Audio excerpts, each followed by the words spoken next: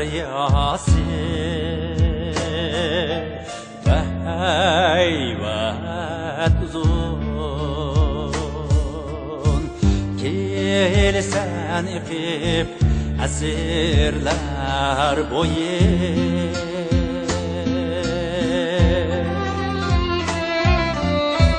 Ünsüz yaş döken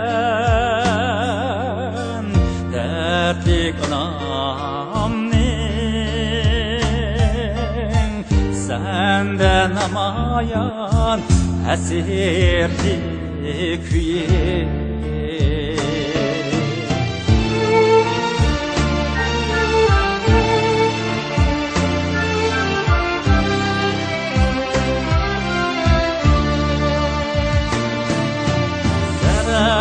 Şan deryası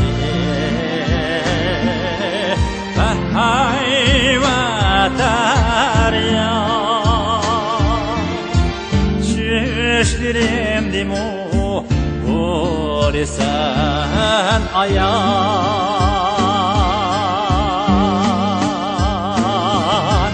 Anam süt idek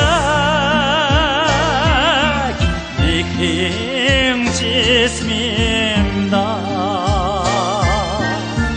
Söygürmetin kalbimde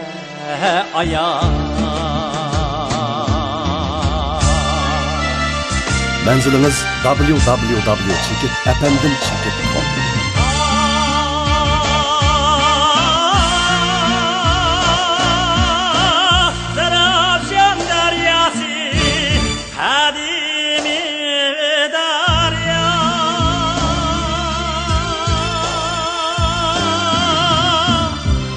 Kullar yasap aksan hayvan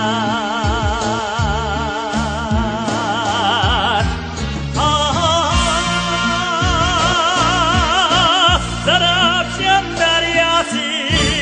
kadimi derya